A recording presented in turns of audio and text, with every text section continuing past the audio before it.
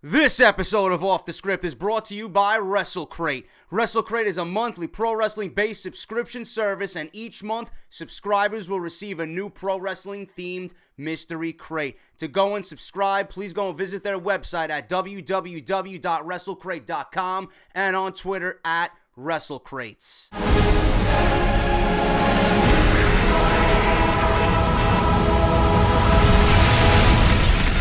What is going on, guys? JD from New York here with his new Kevin Owens t-shirt. The future of the WWE, man, right before your eyes. And this is the future of all news and rumors places, man. The number one fucking source for WWE news and rumors right here on YouTube.com. This is Off The Script, episode number 68, part number 3. To close out your weekend. Thank you guys so much for joining me and supporting me, as always, all weekend for WWE Off The Script. You can expect all wrestling and no fucking drama here, man. Just want to throw that out there for you guys if you didn't understand it. Another thing I want to throw out there, and this has nothing to do with wrestling. If you guys love music, if you guys love hard rock and heavy metal like I do, Mark Tremonti of Creed. I'm sure you guys know who Creed is. I didn't like Creed. I wasn't a big fan of Creed. What If was probably my favorite song by Creed. But now he is of Alter Bridge. He's the lead guitarist of Alter Bridge. And now he's got his own solo act, simply called Tremonti. They just came out with a new album, man, Cauterize. Absolutely fucking beast. Go out and download it. I think it's like $9.99. You can get it next Tuesday. I got it early. It is absolutely fucking monstrous, man. I love it. Great guitarist, underrated. He even sings on the fucking thing, man. He had an album before this called All I Was. He's the lead singer, main songwriter. He's absolutely amazing. His work in Alter Bridge is some of my favorite of all time. So if you guys want to go check that out, I'm throwing that out there. Free plug from Mark Tremonti. Absolutely amazing and underrated fucking musician, man. I love him. All right. This is the number one source, like you guys know. If you're not following me on Twitter, Twitch, Instagram, and Facebook, you guys can go do that now. Fucking all in the layout if you guys don't know where to find me. And if you're not subscribed to the channel, man, I have no fucking idea what the fuck you're waiting for. I want you to red arrow that motherfucker, man. Hit that subscribe button because you're not going to get WWE news like you do right here, all right? Now let's close out the weekend, man. Money in the Bank is a couple of weeks away. You guys know the drill with that. I'll be giving you my review and results, and we're going to continue to pump out the previews and the opinions and give you my fucking opinion on everything that's happening with WWE all summer. Right now, Money in the Bank, the card, is shaping up. Going to be broadcast live on the WWE Network from the Nationwide Arena in Columbus, Ohio on June 14th, only a couple of weeks away. The current advertised match card for the event is as follows. WWE World Heavyweight Championship ladder match, Seth Rollins versus Dean Ambrose. John Cena versus Kevin Owens Part 2. Money in the Bank ladder match right now. Sheamus, Ziggler, Orton, Reigns, Kingston, and Adrian Neville. Kane has been added to the Money in the Bank ladder match. God knows why. I have no fucking idea. I have no idea why any of these men are even in it. How did they choose the men and the participants to be in this match? Did they choose them from a hat? Did they wake up and said, you know what, I just had a dream about who I wanted in Money in the Bank? Did they draw straws? Did they play a game of poker? I don't know how they chose the participants for this match. But if JD was the general manager or head of creative, I would have had matches all fucking month to see who gains entry into the Money in the Bank. Because, listen, the Money in the Bank is a guaranteed WWE Championship match. Are you just going to handpick guys with no backstory behind it or why, or no explanation as to why they're there? Why is Ziggler there?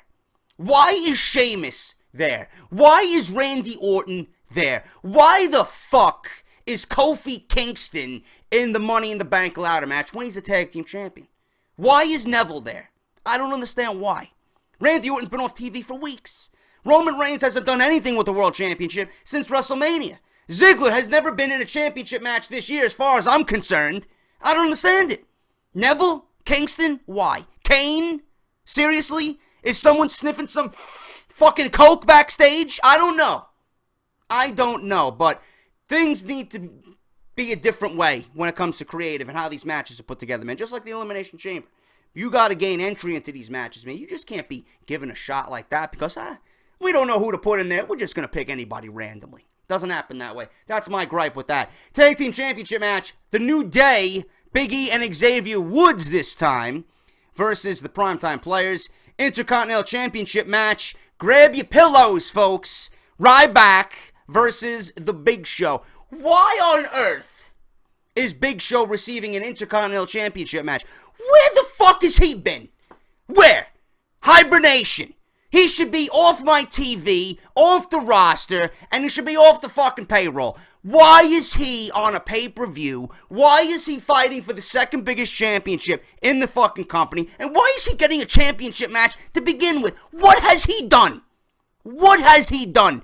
You want us to take the Intercontinental Championship seriously? How can I take it seriously when Big Show is competing for the Intercontinental Championship match? You made me care less about this championship than I did all year after what you did to build it up. I don't fucking care, and neither will you. Nikki Bella versus Paige, please put me to sleep. That's your fucking Money in the Bank pay-per-view card as of right now. More matches may be added on at a later date. I don't know, but that's what you're looking at right now. Now, I've been stating all fucking week that, or not all week, but for months, for weeks, in itself, that Roman Reigns is going to win the Money in the Bank. It's clear as day, okay? Now, how I would book it, if you want to bring Brock Lesnar back early instead of at Battleground like he's being advertised and like I reported last weekend, why don't you have Reigns and Orton, the last two guys battling for the fucking briefcase? There's a bunch of chaos going on in the ring. Why not bring Brock Lesnar back early? Why not have Brock Lesnar literally destroy and decimate the entire ringside area, including the participants in this match? Why not have Brock Lesnar climb the ladder himself and declare himself the Money in the Bank winner and unofficially grab the briefcase and walk out of the fucking arena with Paul Heyman? Why not have that happen? You know how fucking crazy the atmosphere would be in that arena at Money in the Bank to close the show? Brock Lesnar comes back and says, you know what, fuck you, I'm coming back, you're suspending me, I'm gonna take this fucking briefcase because I was fucking robbed of my world championship, so I'm taking this briefcase, and everyone in this fucking match, and the Authority, can go fuck yourself. That's what I would do. Seriously, that's what I would do, and that's how I would book Brock Lesnar. And then you book right along at the SummerSlam. You get all the little goons, the 25 or 26 creative writers that Vince has got hanging by his fucking balls. You fucking have them write something creatively for Brock Lesnar and everyone else involved, Rollins, Ambrose, Reigns, The Shield, whatever the fuck you're doing, and book it right along at the SummerSlam, man. Not that difficult to do. Yeah, WWE, I just gave you some fucking ideas. Utilize them and put me on the fucking payroll. That's all you gotta do, all right? Anyway, moving on. Enough of me, telling you what I would do, because it's not going to happen. According to new reports, moving on, from Dave Meltzer of F4W Online, WWE wants certain TNA superstars to jump to NXT once their contracts expire.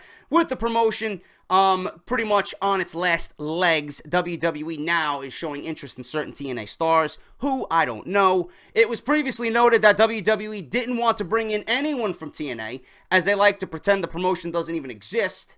But this isn't the case. Apparently, Meltzer claims that WWE is wary of how weak the depth chart is in NXT currently. While there are a lot of new talent and developmental, most aren't advancing in their craft as rapidly as the company would like. So they're eyeing a few members of TNA's roster to bring in and work great matches to help build the brand. This news comes after WWE omitted Samoa Joe's TNA tenure from a career retrospective that they posted on WWE.com about the latest WWE signee. They discuss his time in Ring of Honor, then stop at year 2006 and pick up with 2015. They also leave out Joe's feud with CM Punk during the Ring of Honor days, which was Samoa Joe's biggest Ring of Honor program and what helped him get a job with TNA in the first place. Meltzer says, and I quote, "A correction from last week. While it was the case that WWE wouldn't touch anyone from TNA, we're told that WWE is now looking to find out what dates a few of the good workers in TNA's contracts expire, because they are interested in TNA guys, but right now only for NXT. I think it's pretty clear that NXT is lacking good wrestler depth, and they're selling it on both a few personalities like Enzo and Cass and the women, but the key is the great workers, and right now there only are a few of them. A few scouting notes with NXT. Braun Strowman is not even close to being ready. Eva Marie got really rattled on her promo when fans started catcalling her. It's scheduled to air this week, and it'll be interesting to see how it's edited. Finn Balor versus Rhino was the best match at the last tapings. The crowd reactions were down for almost the entire show. The Samoa Joe versus Kevin Owens match was not as heated as expected. The idea of it was over, but the actual match wasn't. The post-match brawl wasn't even getting that good of a reaction until one called the other a bitch, and the crowd was into it after that point. But it was also noted that they were able to get away with the stuff that others can't because the talent and developmental has been taught not to use words like that. The idea taught is that swearing is cheap heat, plus the whole idea is that they put on a family-friendly show. Corbin right now is considered a full-time heel, even though there hasn't been a heel turn. Lena, the Samoan monster woman, is very green at this point. Most of the talent that weren't ready made before coming here is not making progress at the rate one would expect. One person noted how scary it is when you look at how long so many have been around and how limited they still are. The fans themselves at Florida house shows are very different than the Northeast, as they fully accept weak matches and have a good time no matter what. So it's far better environment to work in and build confidence, but it's also the difference between performing in front of 200 to 500 people and 2,000. They are doing far more with television show in post-production. The WWE website did a story on Joe with photos and a look at his career. What was notable is that when covering his career, they covered every promotion during his time, including Ring of Honor, but TNA never existed. So it was like he wrestled until 2006 or so and then vanished. Also, they showed photos of him from Ring of Honor interacting with the likes of Daniel Bryan, Kenta, and several others, Tyler Black as well, but nothing of Punk. So the WWE is now looking at TNA guys. I would look at Kurt Angle, Jeff Hardy, Matt Hardy, the Wolves. Who else I would look at from TNA Raw? Bobby Roode. Lashley is a no-go. I was never a fan of Lashley. James Storm possibly if they want to bring back them as a team. But other than that, I really wouldn't look at anybody in TNA. I'm not a big fan. Austin Aries is another one for sure. He's probably my favorite. But, you know, WWE can look at whoever they want on TNA. I don't see them bringing in a lot of guys from there as it is anyway. So that's what it is there. And finally, guys, Tyson Kidd was injured during a match with Samoa Joe at recent Superstar tapings. New reports from Dave Meltzer of F4W Online have provided further details on his injury he suffered on June 1st. It was a spinal injury. Referees threw up the dreaded X sign, and medics came out. Cesaro also joined the team in assisting his tag team partner to the back. Meltzer claims that Kidd suffered some sort of spinal injury and that he will be out the remainder of the year. Fucking big blow right there. It was not Joe's fault. I believe he got injured during the match when Joe delivered the fuck it's called, the Muscle Buster. And he just got injured, man. It was just one of those things that I read it was a fluke. It was not done on purpose, or it was not a miscue by Joe. So I don't know what's going on with that, but that's the last story I got for Off the Script. Terrible, terrible fucking news for Tyson Kidd, man. I don't know what's, it's actually worse for Cesaro now, man. Tyson Kidd being out is bad, but I think this whole thing with him being out the remainder of the year is really, really going to hurt Cesaro, because WWE, Vince, not going to do anything with him. Now it's going to be on Triple H's shoulders to convince Vince that Cesaro is a key player, that he's a top player, that he's got the fucking skill to provide the company with proper talent, key talent. I don't know what's going on there, but right now it's not looking good for Cesaro or Kidd, and that sucks to hear. I love them as a tag team. I thought they were great.